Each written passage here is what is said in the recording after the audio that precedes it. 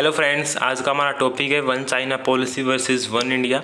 सो इस पॉलिसी को हम समझेंगे कि कैसे अपनी जो चाइना है वो अपनी वन चाइना पॉलिसी को अपग्रेड करता रहता है और जो भी टेरिटोरियल क्लेम है उसको करता रहता है वो, और उसको बोलता है कि ये वन चाइना पॉलिसी के अंदर है, आपको इसको मानना ही पड़ेगा। सो हम समझेंगे कैसे जो चाइना है वो एक स्ट्रेटजिक रोल प्ले करता है वर्ल्ड की कंट्रीज़ के लिए, और समझेंगे कैसे इंडिया की पॉइंट ऑफ कॉन्टेक्स्ट से भी इम्पोर्टेंट रोल है।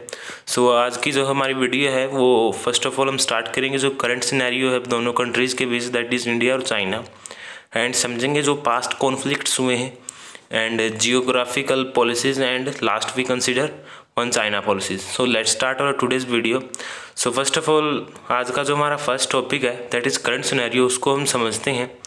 जो अगर हम बात करें करंट सिनेरियो की, सो आपको पता है कि बिगिनिंग ऑफ मई 2020 में चाइना और इंडिया की जो ट्रूप्स हैं उनके बीच एग्रेशन देखने को मिला था near Pangong so lake and the Tibet autonomous region, क्योंकि वहाँ पर दोनों कंट्रीज़ की जो आर्मी है वो आमने सामने भिड़ी थी और बहुत ज़्यादा डिस्ट्रक्टिव माहौल था उस टाइम पर। और बात करें अगर partial disengagement from Galwan, hot spring and Gogra accord in June July 2020। So 2020 में ही 2-3 बार जो चाइना की और इंडिया की जो फोर्सेज हैं वो आमने सामने हुई थी और बहुत ज़्यादा डिसएंगेजमेंट हुआ था दोनों के बीच।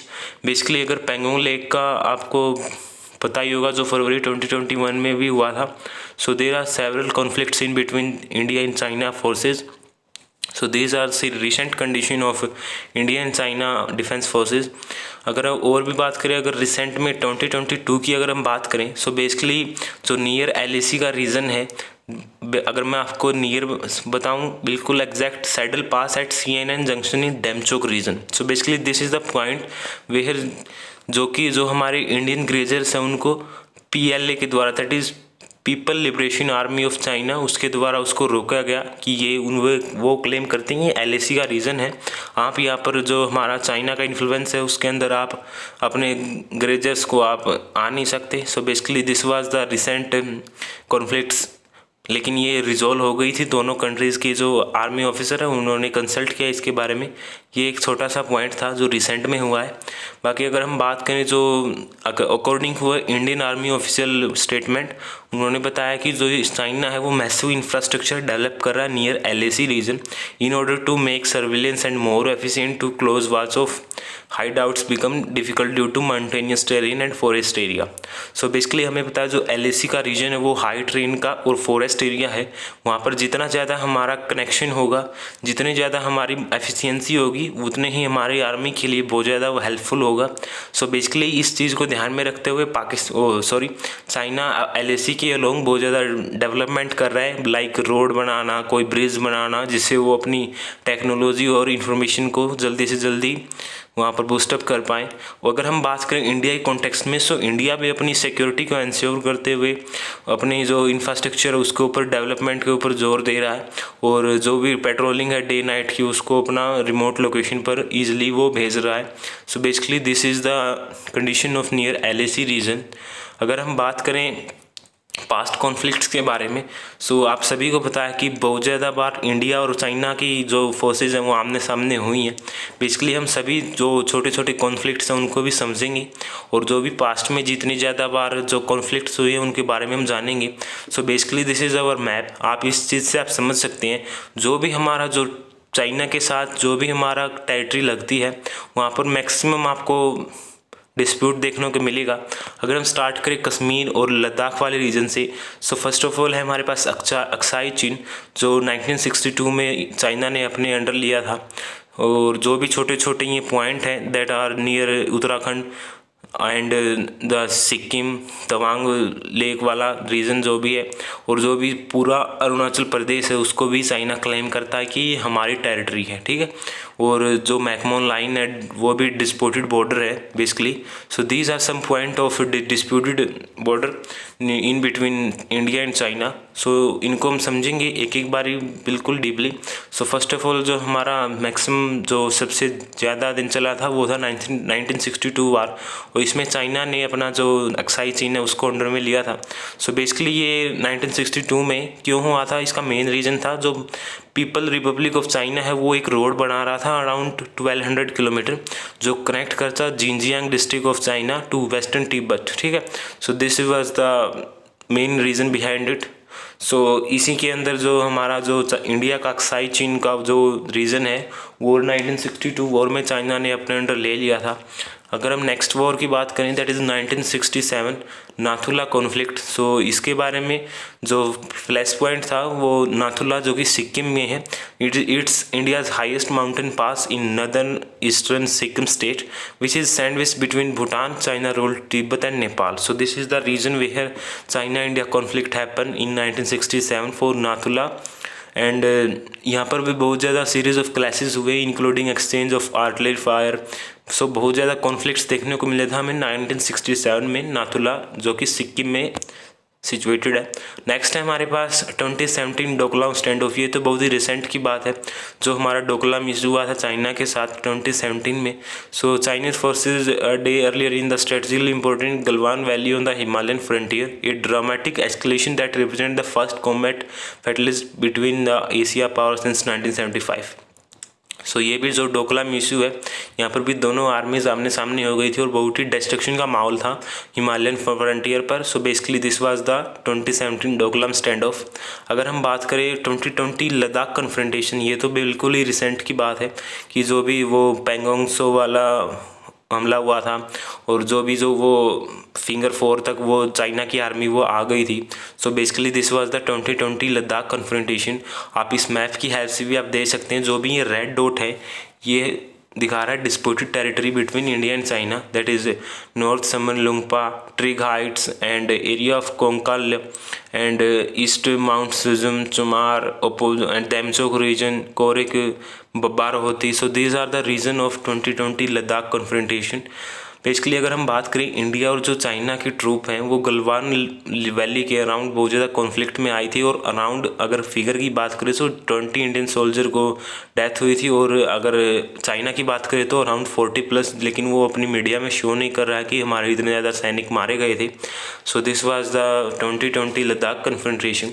अगर हम बात करें नेक्स्ट, सो हमारे पास है जो भी जियोग्राफिकल पॉलिसीज़ है जो चाइना इंडिया के अगेंस्ट प्ले करता है और अपनी जो क्लेम है किसी भी टेरिटरी पर वो अपना पक्का करता है। सो बेसिकली अगर हम बात करें सो चाइनाज BRI की, सो हम सभी को बताया कि चाइना जो अपनी बॉर्डर बेल्ट रोड इनिशिएटिव जो भी उसकी पॉलिसी है उसको एक्सटेंड करता है जिससे वो बहुत सारे देशों को अपने डेट ट्रैप में फंसाता है। और जो भी डेट ट्रैप पॉलिसी है उसकी वो फॉर एग्जांपल अगर हम बात करें श्रीलंका के केस में, सो आप सभी को बताया कि श्रीलंका में बहुत ज़्यादा क्राइसिस है, इकोनॉमिक क्राइसिस, लेकिन जो मेन कोज है इसका श्रीलंका क्राइसिस का वो चाइना कहीं ना कहीं इतना ज़्यादा डेट ट्रैप दे दिया। और जो भी वो हम्बनटोटा पोर्ट है वो 99 साल के लिए लीज पर ले रखा है श्रीलंका से। So this was the main role for played by China against India. ठीक है, सो बेल्ट रोड इनिशिएटिव के अंदर भी बहुत ज़्यादा देशों में वो अपना इंफ्रास्ट्रक्चर बना रहा है, लाइक जो भी साउथ अफ्रीका के देश हैं या जो भी यूरोप के देश हैं उनमें सभी में अपना इन्फ्लुएंस इंक्रीज़ कर रहा है। और अराउंड बात करें सो 150 कंट्रीज़ में जो BRI का प्रोजेक्ट है वो डेवलप हो रहा है और चाइना अपना हेजमनी को इंक्रीज़ कर रहा है। ठीक है, और डेट ट्रैप पॉलिसी का तो मैंने आपको बता ही दिया कि डेट ट्रैप पॉलिसी क्या है। एक इंटरनेशनल फाइनेंशियल रिलेशनशिप है वेयर एक क्रेडिटर कंट्री जो भी गिविंग कंट्री है वो अपना एक्सटेंड करेगी डेट को और दूसरी जो कंट्री है वो बोरो करेगी और इतना बोरो करेगी कि वो क्राइसिस के रूप में वो जन्म लेगा और बहुत ज़्यादा जो पब्लिक है उसको प्रॉब्लम फेस करनी पड़ेगी। सो this was the China's BRI and debt trap policy of China. अगर हम बात करें CPEC के बारे में जो भी इंडिया के लिए बहुत ज़्यादा ज़रूरी है और जो चाइना बेसिकली CPEC का मीन्स है चाइना पाकिस्तान इकोनॉमिक कॉरिडोर। इसके अंदर क्या है, चाइना ने जो अपना इंडियन ओशन को अवॉइड करते हुए जो अपना ट्रेड का रास्ता है उसको CPEC के थ्रू वो अरेबियन सी में लाना चाहता है और उसने वो रोड बनाया है। और जो कि जो हमारी इंडिया की टेरिटरी में है जो हमारा वो POK का रीजन है उसके अंदर से ये रोड गुजरा है जिससे हमें बहुत ज़्यादा दिक्कत भी है। और कोई भी थर्ड कंट्री जो हमारे जो POK वाला जो बायलैटरल डिस्प्यूट है इंडिया और पाकिस्तान का उसमें से चाइना अपना रोड बना के ले जाता है। So this is the China Pakistan economic corridor, अगर इसके बारे में समझें तो एक चाइना की पॉलिसी है जो रैपिडली अपग्रेड कर रहा है पाकिस्तान के, और बोलता है कि जो पाकिस्तान में इंफ्रास्ट्रक्चर को स्ट्रेंथन करेगा और इकोनॉमी को बूस्टअप करेगा। लेकिन ये असलियत में देखा जाए तो बिल्कुल इसका उल्टा होता है। कोई भी जो चाइना बोलता है वो हमेशा राइट डायरेक्शन में नहीं होता और अपने पॉइंट को वो पीछे भी लेता है, और जो अपना टेरिटरी क्लेम है वो तो करता ही है वो बेसिकली। अगर हम बात करें कि it is the collection of infrastructure project that are construction throughout the Pakistan beginning in 2013। Basically जो CPEC का काम स्टार्ट हुआ था वो बिगिनिंग ऑफ 2013 से ही स्टार्ट हो गया था, and the cost was around $47 billion, and 2020 में जो प्रोजेक्ट की वर्थ बताएगी वो 62 बिलियन बताएगी, जिससे पाकिस्तान को आज के वक्त पर बहुत ज़्यादा डेट ट्रैप की जो कंडीशन है और जो IMF से वो अपना लोन ग्रांट करवाना चाहता है, सो बहुत ज़्यादा दिक्कत झेलनी पड़ती है किसी भी कंट्री को जो चाइना के साथ अपना डेवलपमेंट करना चाहता है। और हाल ही में अगर हम पाकिस्तान की बात करें, जो रिसेंट फ्लड के कारण जितना मैसिव डिस्ट्रक्शन हुआ है, तो उससे उभरने के लिए पाकिस्तान को बहुत समय लगेगा, लेकिन उस टाइम पर चाइना बिल्कुल भी उसकी मदद नहीं करेगा। इसी वजह से जो चाइना के जो PM है और जो आर्मी चीफ है वो इंडिया से हेल्प मांग रहे हैं। अगर हम बात करें CPEC के और बारे में, so a vast network of highways and railway. So basically CPEC के अंदर नेटवर्क है हाईवे और रेलवे का, जो एक्सटेंड करेगा जो भी चाइना का ट्रेड है उसको, और बोलता है चाइना कि ये इंफ्रास्ट्रक्चर प्रोजेक्ट है पाकिस्तान के लिए जिससे उसकी ट्रेड और इकोनॉमी को बूस्टअप करेगा। अगर हम बात करें 2015 में, तो जो गवर्नर थे सेंट्रल बैंक ऑफ पाकिस्तान के अशरफ मोहम्मद, उन्होंने बताया कि I don't know out of 46 billion how much is डेप्ट। उनको नहीं पता कि 46 बिलियन में कितना ज़्यादा पाकिस्तान के ऊपर डेप्ट पड़ेगा और जो भी इकोनॉमिक कंडीशन है वो बहुत ज़्यादा डेट्रियोरेट होगी। अगर आप मैप की हेल्प से समझना चाहें तो this was the highway network of CPEC जो ग्वादर पोर्ट को कनेक्ट करेगा चाइना से। बेसिकली ये सारा रोड प्रोजेक्ट है जो बलूचिस्तान रीजन से भी, जो बहुत ज़्यादा वहाँ पर फर्टाइल रीजन है, वहाँ से जो पाकिस्तान के टेरिटरी से चाइना अपना रोड बनाएगा और बना रखा है, सॉरी, जो भी अपना ट्रेड को बूस्टअप करने के लिए। So this was the highway network of CPEC, आप देख सकते हैं this was the highway network of CPEC। अगर हम बात करें नेक्स्ट है हमारे पास one China policy. So one China policy को आप ध्यान से समझना कि हाउ इज़ दिस पॉसिबल कि सभी जो चाइना बोलता है कि पूरी वर्ल्ड में सिर्फ एक ही चाइना है। फॉर एग्जांपल अगर हम रिसेंट में बात करें, जो ताइवान का इशू हो रहा है कि जो हाई विजिट थी US से नैन्सी पेलोसी की, वहाँ पर जो ताइवान आई थी उसी के कारण जो चाइना है वो ज़्यादा एग्रेसिव हो गया है रिसेंट कॉन्टेक्स्ट में ताइवान पर। सो उसके बारे में हम समझेंगे। ये आप चाइना का मैप देख सकते हैं बेसिकली। सो चाइना बोलता है कि वर्ल्ड में सिर्फ एक ही चाइना है, ना जो ताइवान है वो उसको अपनी टेरिटरी ही बताता है बेसिकली। सो वन चाइना पॉलिसी को अगर हम समझें, सो वन चाइना पॉलिसी क्या है कि position held by people republic of China, that is PRC, that is there is only one sovereign state under the name China. So यहाँ पर सिर्फ पूरे वर्ल्ड में एक ही सॉवरन स्टेट है जिसका नाम चाइना है, and with the PRC serving as the sole legitimate government of that China, and Taiwan is part of China. So China जो ताइवान है उसको अपना टेरिटरी क्लेम करता है कि ये सिर्फ चाइना का ही भाग है, ना कि ये कोई अलग देश है। ठीक है, जो ये आइडिया इसको अपोज किया जाता है एज जो चाइना है वो इसको अपना टेरिटरी मानता है। लेकिन बेसिकली अगर हम बात करें इसकी हिस्ट्री की, तो जो ताइवान जो देश है वहाँ पर जो रिपब्लिक ऑफ चाइना है वो अलग है उससे बेसिकली। जो भी अगर हिस्ट्री में बात करें हम इसकी वन चाइना पॉलिसी कैसे स्टार्ट हुई, सो बेसिकली जो चाइना कम्युनिस्ट पार्टी थी उसने हराया कुओमिंतांग को KMT the Chinese civil war में, जो कि जो लोग थे वे वहाँ पर वो पहले उस आइलैंड पर जाकर बस जाते हैं और अपना नाम रिपब्लिक ऑफ चाइना रख लेते हैं। लेकिन जो मेन चाइना है वो है PRC, that is people republic of China. So बिल्कुल अलग अलग जो सिविल वार में जो दो ग्रुप डिवाइड हुए थे, one was PRC that is people republic of China, and other was Republic of China that is ROC।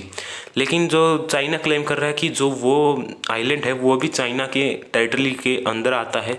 और आज का आप रिसेंट कॉन्टेक्स्ट में देख सकते हैं कि कैसे चाइना और ताइवान के बीच स्टैंड ऑफ हो रहा है, और जो चाइना है वो अपने वारशिप को वहाँ पर जो उस स्टेट के अंदर लाता है और ताइवान को डराने की कोशिश करता है कि नहीं, कि जो भी हम एग्रेशन दिखा रहे हैं, ये जो भी आप यूएस के साथ अपने रिलेशन मेंटेन रख रहे हैं उसी के कारण कर रहे हैं। और चाइना बोलता है कि जो भी अगर कोई भी दुनिया का कोई भी देश अगर ताइवान के साथ ट्रेड करना चाहता है तो उसको पहले चाइना से उसको कन्फर्मेशन मिलेगी, तभी वो ताइवान के साथ रिलेशन रख सकता है। लेकिन यूएस इसका अपोज करता है basically. So this was the analysis of one India and one China policy. अगर वन इंडिया की पॉलिसी की बात करें, सो अगर वन चाइना पॉलिसी को चाइना मानता है, सो वन इंडिया पॉलिसी को भी चाइना को मानना होगा। जो भी हमारा रिसेंट का स्टैंड ऑफ है, लद्दाख स्टैंड ऑफ हो गया, या जो भी अरुणाचल का क्लेम है उसको हो गया, और जो भी रिसेंट में जितने भी कन्फ्रंटेशन हुई है, तो जो जितना भी हिस्सा जो साइचिन को लेकर, तो सारा वन इंडिया पॉलिसी के अंदर आता है बेसिकली। क्योंकि अगर चाइना वन चाइना पॉलिसी को एक्सटेंड करना चाहता है तो उसको अपनी जो नेबर की वन इंडिया पॉलिसी उसको भी मानना चाहिए कि जो भी अगर हमारी टेरिटरी को वो क्लेम करता है वो क्यों करता है बेसिकली। ठीक है। So this was the one India policy. कि जैसे अगर रिसेंट में बात करें, जो Swaraj first communicated this thought the visiting of Chinese foreign minister Wang Yi, she told him if China expect India to respect one China policy, it should also reciprocate and respect the one India policy. So जो हमारे minister हैं Swaraj, miss Swaraj, उन्होंने जो foreign minister China की वांग आई उनको बताया था, अगर आप चाहते हैं कि इंडिया आपकी वन चाइना पॉलिसी की रिस्पेक्ट करे, सो आपको भी हमारी वन इंडिया पॉलिसी की रिस्पेक्ट करनी पड़ेगी, तभी कोई भी देश अपना जो सोन स्टेट है वो कहलाएगा, और हम भी दूसरे हमारे नेबर की रिस्पेक्ट करेंगे, तभी वो पॉसिबल होगा। ठीक है। So basically this was the analysis of one India and one China policy. अगर आज के कॉन्टेक्स्ट में बात करें, सो चाइना और ताइवान का जो कॉन्फ्लिक्ट है उसका मेन कॉज है वन चाइना पॉलिसी।